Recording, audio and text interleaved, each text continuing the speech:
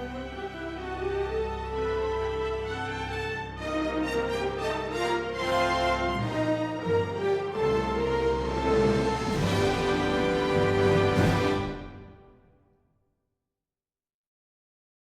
everyone, DawkJones92 here, and welcome to the first episode of my logo evolution series. This is my first attempt at making something like this, and I will be mainly using the CLG Wiki website as my source of reference, but I won't be necessarily covering all the variants, and will only cover some of them. Today we will be looking at an old film production company that has been around for 100 years. I'm talking about Paramount Pictures. Paramount Pictures was founded in May 8, 1912. It was originally founded as Famous Players Film Company by Hungarian-born Adolf Zucker. He had been an early investor in Nickelodeon's film theaters that cost 5 cents for admission and saw that movies appealed mainly to working-class immigrants. With partners Daniel Frohman and Charles Frohman, he planned to offer motion pictures that would appeal to the middle class by featuring leading theatrical players of the time, leading to the slogan, quote-unquote, famous players in famous plays. Famous Players had completed 5 films by 1913, and Zucker was on his way to success. Jesse L. Lasky, an aspiring fellow producer, opened the Lasky Feature Play Company that same year with money borrowed from his brother-in-law Samuel Goldwyn. The Lasky Company hired a stage director, Cecile B. DeMille, who virtually had no film experience, as their first employee. He would find a suitable location site for his first film, The Squall Man, released in 1914. The former company was renamed to Paramount Pictures Corporation in 1914 as the second oldest running film studio in Hollywood, with Universal Pictures being founded only 8 days earlier. In 1932, Lasky left Paramount with Zucker, blaming him for the studio's financial issues at the time. In 1948, Paramount was taken to the United States Supreme Court, known as United States versus Paramount Pictures Incorporated.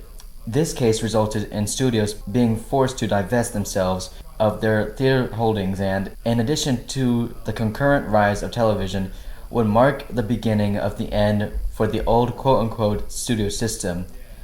Adolf Zucker stepped down from running the studio in 1959 and assumed the role of chairman, which he had held until 1964.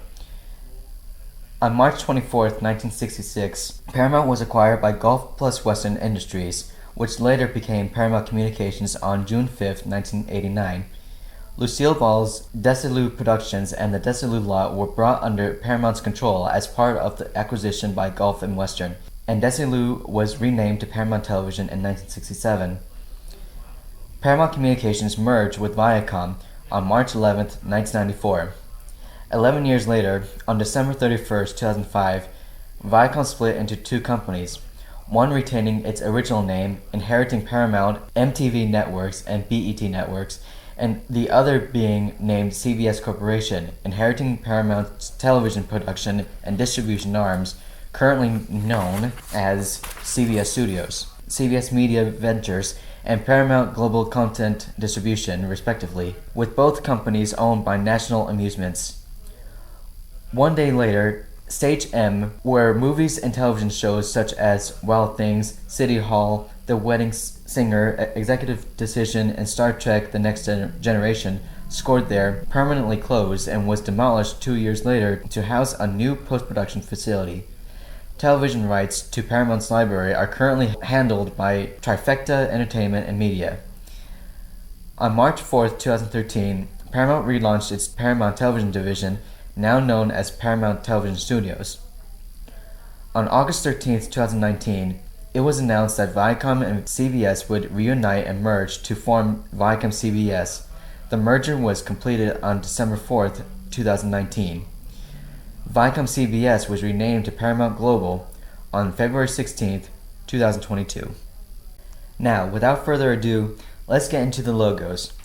Starting with the Famous Players Film Company, the first logo looks like this. It is called The Masks, and it was used from 1912 to 1916.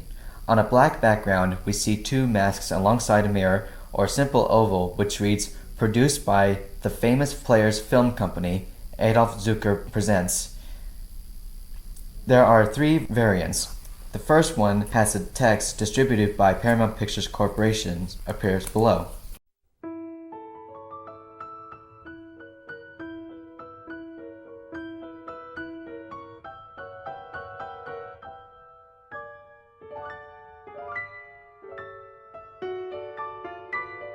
On the second variant, the distribution notice sometimes does not appear.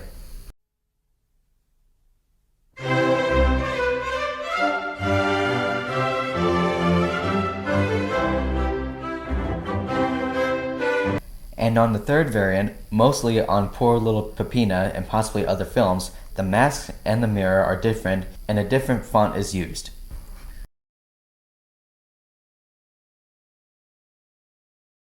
This logo is ultra rare and can be found in Snow White and Poor Little Peppina, among other films of the time. Despite the company's first rebrand in 1914, this logo continued to be in use until 2 years later. In my opinion, the logo looks a little creepy, most likely due to the masks. Let's move on to the logos we all know and love. The first logo looks like this. It is called Paramount Mountain, and it was used from 1912 to 1914, and then again in 1917. On a black background, we see a mountain above a few clouds surrounded by stars. There is text over the mountain reading Paramount Pictures.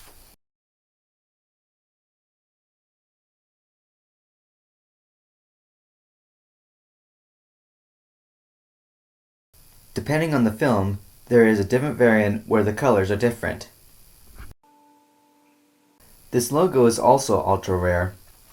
This marks the first use of the studio's famous mountain, though it may look strange to those familiar with the later designs. The second logo looks like this. It is called Paramount 2, and it was used from 1917 to February 15, 1927.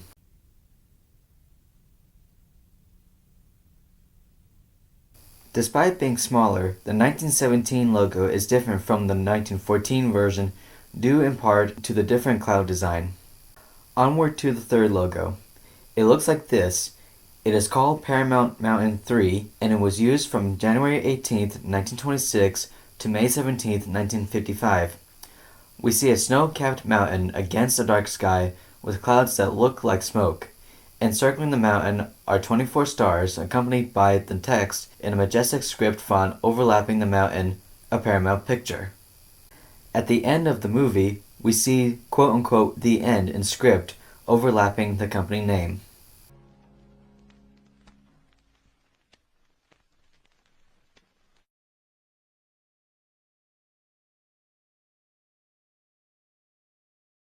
This logo might be unnerving to a few people, but it does not bother me, and I like it. Moving forward to the fourth logo. The fourth logo looks like this.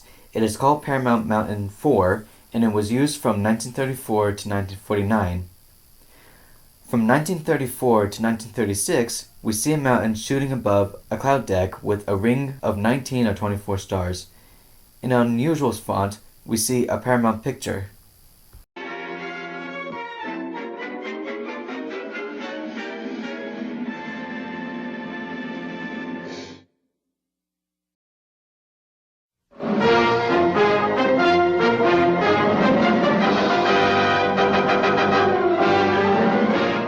From 1936 to 1949, we see a brown mountain with a brownish sky. This is like the Paramount movie logo, except the Paramount is slightly below the top of the mountain, which has 30 stars. This logo is near extinction. A couple of shorts had barely any exposure since AMC stopped playing them over a decade ago. It can be found on a Good Times Entertainment DVD release of Popeye, When Popeye Ruled the World, which contains a short featuring behind-the-scenes footage of a Popeye cartoon. The fifth logo looks like this. It is called Paramount Mountain 5, and it was used from December 23, 1950 to October 7, 1953. It is the same as the third logo, but this variation looks marble and uneven in appearance. The sky background is a bit lighter as well.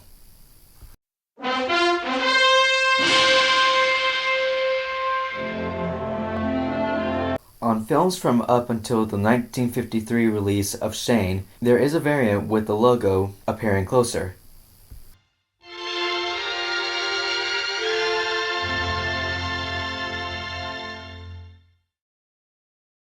A German version has been spotted at the end of The War of the Worlds and at the beginning of When Worlds Collide. The lopsided mountain makes this one an eyesore, especially with the stars now being disconnected. For me personally though, it does not bother me. The next logo looks like this. It is called Paramount Mountain 6 and it was used from May 27, 1953 to September 24, 1975. We see a realistic mountain than the last one, with canyon scenery and trees around it. The sky is distant in depth and contrast. Everything else is pretty much the same as before. From 1953 to 1968, the text on the mountain reads, "A Paramount Picture" or "A Paramount Release," written in the Paramount corporate font.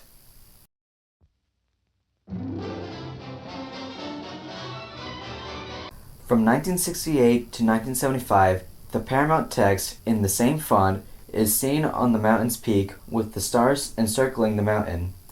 The Gulf and Western Company byline appears on the bottom.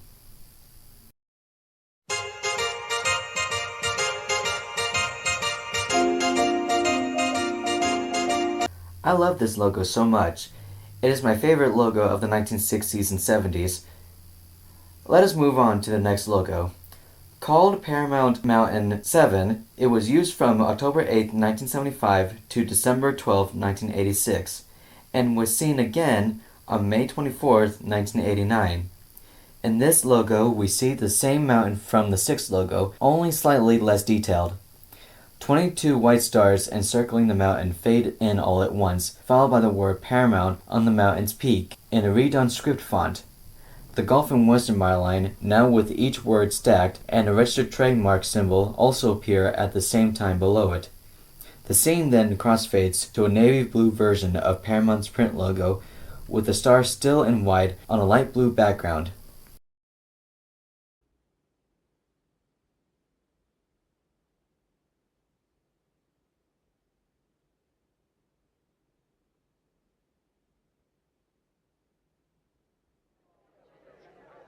An early variant has the navy blue portion of the final logo appear further away than usual, with the Paramount script slightly smaller than usual, and the stars and Gulf and Western byline drastically larger. This rather strange variation was seen on some films.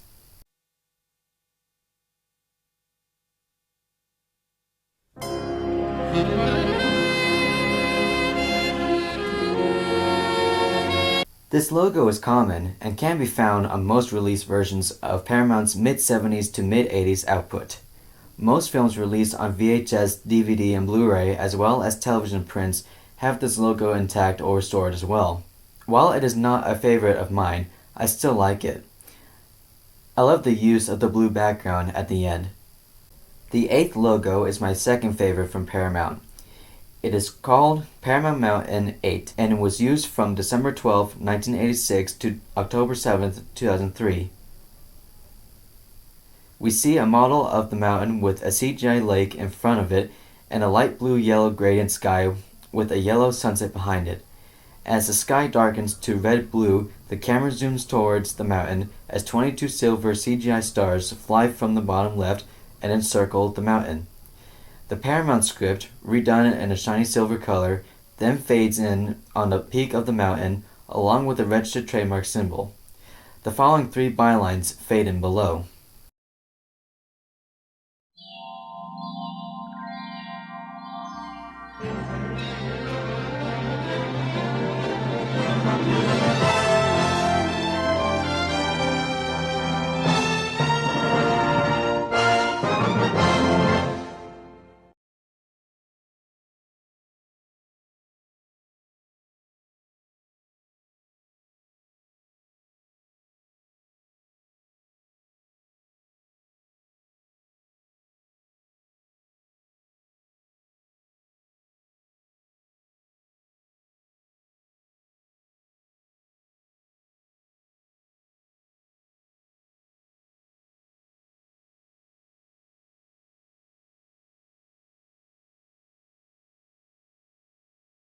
There is a variant where the words 75th Anniversary appear over the mountain between the Paramount script logo and the Gulf and Western byline. 75th is in silver with 75 bigger and TH smaller and anniversary in gold. A trademark symbol was also used instead of a registered trademark symbol.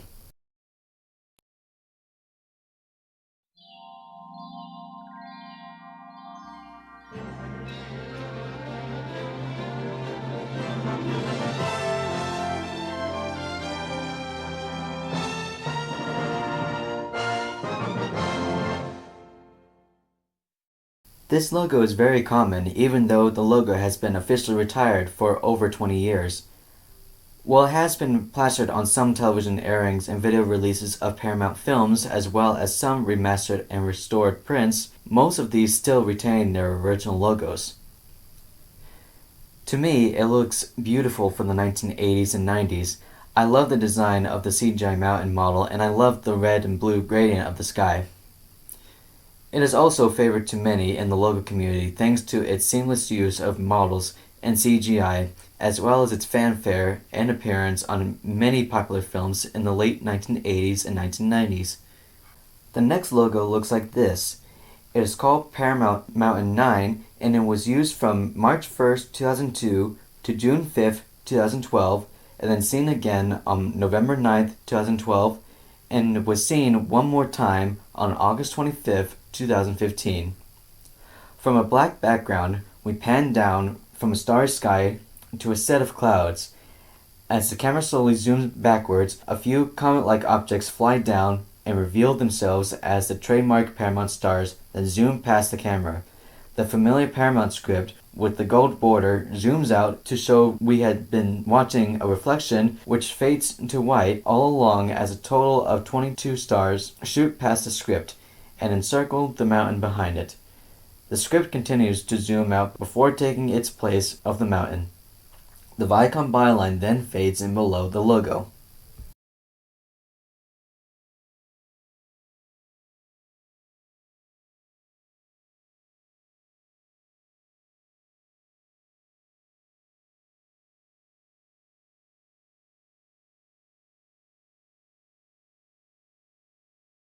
From March 1st to December 20th, 2002, for its first year of use, there is a variant with the words 90th anniversary in gold with 90 bigger and TH smaller, and on the top right of the 90 and anniversary below. Fade in with the Viacom byline sandwiched between the peak of the mountain. Again, the trademark symbol is used in place of the registered trademark symbol in this variation.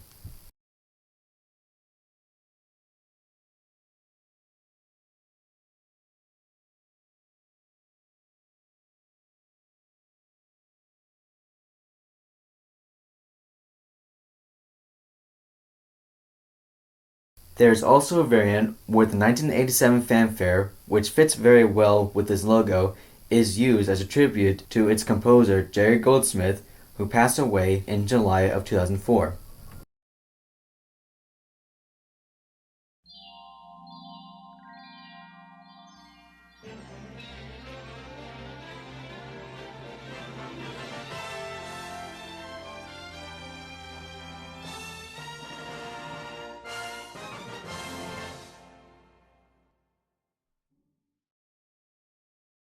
This logo is common, and it was seen on films from the period, as well as video releases from 2002 to 2006. It is a worthy successor to the previous logo with much improved CGI animation, though it is too bad that the 1987 fanfare was only used once, as it fits very well with this logo. What do I think of this logo? I like it, but it's not my favorite. The current and final logo looks like this. It is called Paramount Mountain 10, and as of December 16, 2011, it is still in use to this day. On a dark cloudy background, we see several stars fly down, a mirrored reference to the previous logo. As the third star flies toward us, the camera follows the star as it pans upward to reveal the reflection of a lake. We follow two of the stars as they skim the lake and create long straight ripples. We continue to fly forward as a total of 22 stars line up and encircle the mountain ahead. The Paramount script zooms out to take its place on the mountain, which is situated on a cloudy sunset landscape. The byline then fades below.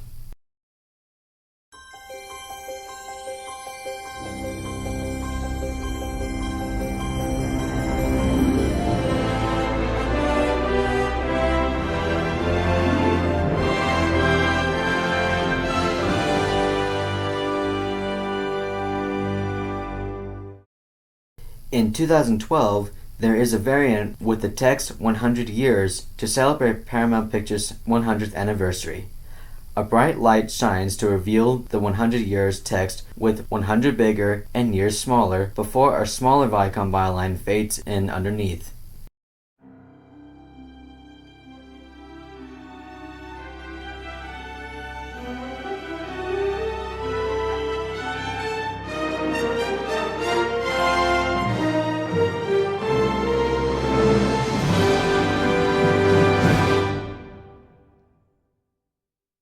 In other cases, the logo has an alternate fanfare with some slight changes in the note of the orchestration, making it sound powerful.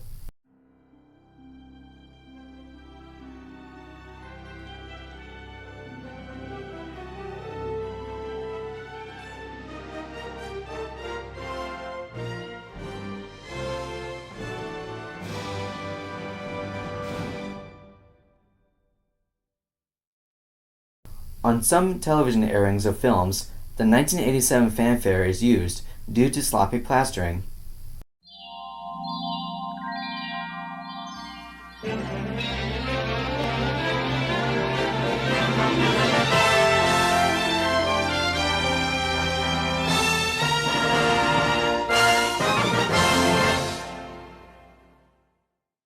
This is another favorite logo of mine. The sunset behind the mountain is stunning. The first time I saw this logo in a theater was back in 2012 when my mom and I saw the 3D version of James Cameron's 1997 film Titanic. This is a true masterpiece of a logo, with its powerful, majestic theme, perfect CGI, and the sheer power it radiates. It is certainly a worthy successor to all the 100 years worth of Paramount Mountains before it. Well, that is it for today's episode. I hope you all enjoyed this video. Thank you all for watching. Goodbye.